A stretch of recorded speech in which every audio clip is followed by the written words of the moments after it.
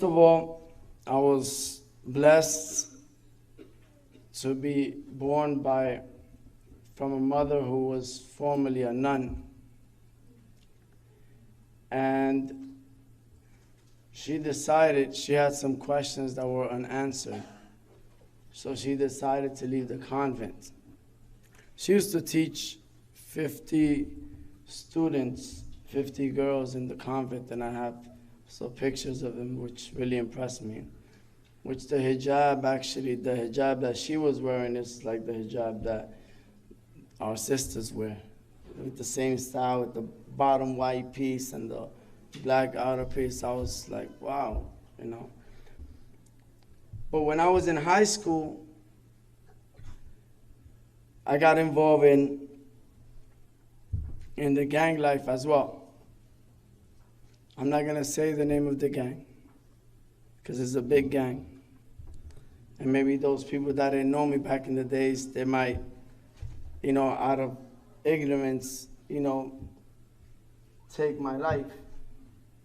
And I have too much,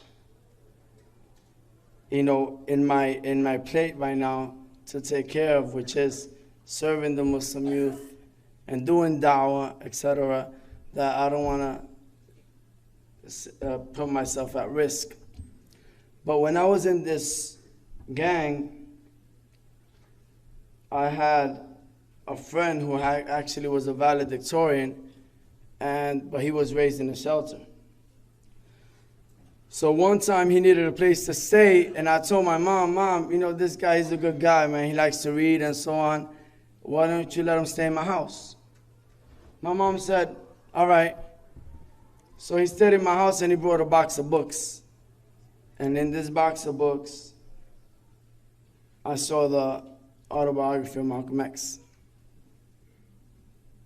So when I was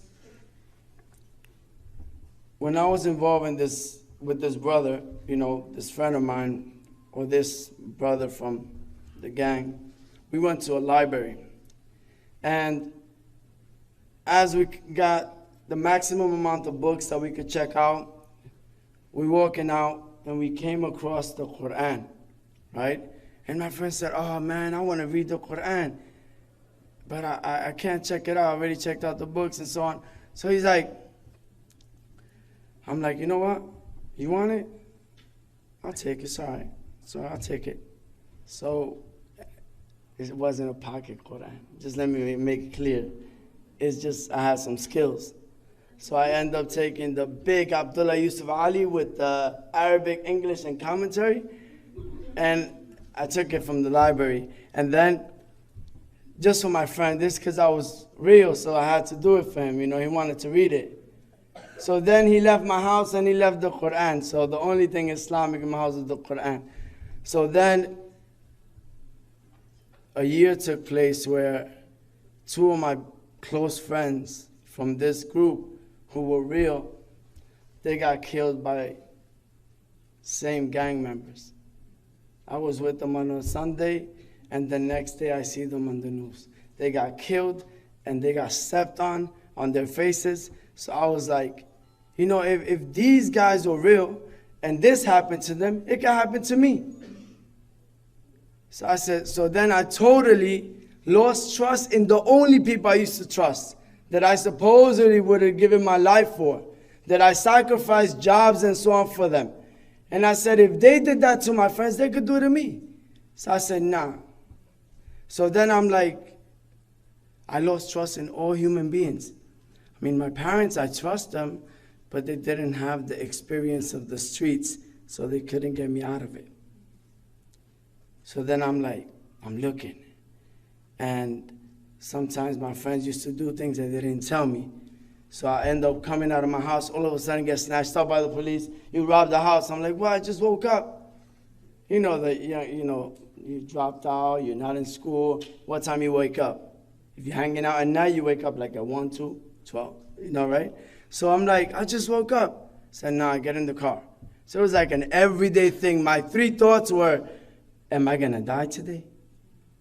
Am I gonna catch a disease today? Or is my mother going to get hurt because of me, because of the label that I carry? And at that time, I was looking, and I decided one day in the afternoon, that time I woke up early. So I decided to go to church. And I went to church, and I'm like, you know what?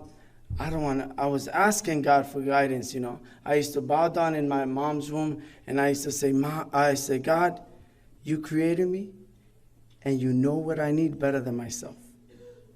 Choose for me the right way, and I will not look back. I'll leave everything behind.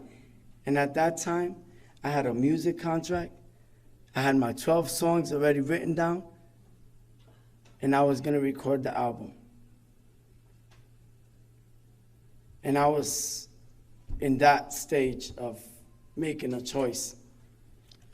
So I decided to look for guidance, and I remembered that I had the Quran. And I say, I remember this Quran. I heard that this Quran has wisdom. And actually, the guy that recommended my friend this Quran is doing 35 years to life for killing those 2 friends that I had. So Allah used him to tell him that the Quran has wisdom, and I ended up with it. So, as I'm reading the Quran, I come across إِيَّاكَ نَعْبُدُ وَإِيَّاكَ نَسْتَعِينُ. At a time when I was saying, who am I going to ask for help? I don't trust nobody. And then it said, you alone do we worship, and you alone do we ask for help. I said, that's what I'm going to do. I'm going to only worship God, and I'm only going to ask Him for help. So then, I continue reading the Quran, and it said Allah, and I said, I'm not used to saying Allah, I'm going to say God. So I could just continue reading. And I continue reading the Quran. Whenever I found the command, I began to do it. The Quran said, read the Quran in Fajr as witness. I will wake up when everybody in my house is sleeping. Quiet between me and God. And I used to read the Quran for a good hour, close the Quran, go to sleep, and feel like I accomplished something. Because it was in secret between me and God. Then my parents wake up, everybody gets ready to go to work, and I already did something. They're just waking up. So I kept doing this for months. And then I read another ayah, Kutiba alaykum as-siyam, prescribed for you is fasting. So I began to fast, but I wasn't lucky as you. I didn't know about Maghrib. All right? So I didn't know how to fast. So, and Omar, I'm sorry, man. I'm not trying to step.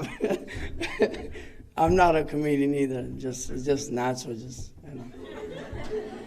But honestly, I began to fast until I felt pain.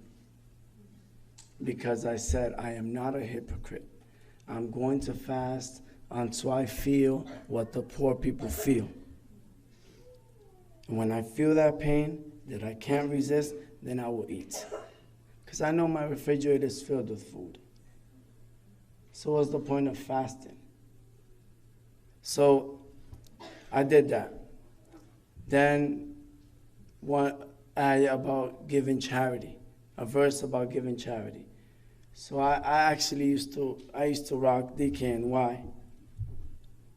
And I decided one day to give away all my, more than $3,000 worth of clothes, all DKNY. I put in bags. And my mom was like, what are you doing? I said, I'm going to give it in charity. She's like, what? I'm like, yeah. And I wasn't taking no advice. I was just, the Quran said, give charity, sacrifice that which you love. And I was just doing it. So I grabbed these bags and I went to the nearby shelter and I put it in front of the door. And I was learning about doing things in secret between me and God. So I just rang the bell and I ran. And I used to know how to run and hide and stuff like that. So I dipped, you do the dip, right? So I dipped. And alhamdulillah, but the feeling that I got when I'm walking home was amazing. Was amazing. So after 9 months of reading the Quran and practicing everything that I read in it with the commentary, I said to myself, I'm Muslim. So I went to the Masjid that day and I met the Imam. And the Imam asked me, so, how do you learn about the Quran? Where do you get the Quran? And I said, I was blunt. I stole it. He said, what? I said, I swear, I never seen an Imam run so fast. He said, you got to give it back. I said, I'll give it back unless I get the same copy. He said, this was my only friend. You think I'm going to give it back? This is the one that helped me get rid of my addiction to alcohol. This is the one that helped me learn how to be patient when I didn't have patience. This is the one that only gave me good advice. You think I'm going to give it back? Give me the same copy and I'll give it back. And if I don't get the same copy, then I'll buy this one. So then he ran in the library and he says, is this one, this one, this one? I said, yeah, it's this one. And then he gave me the same copy.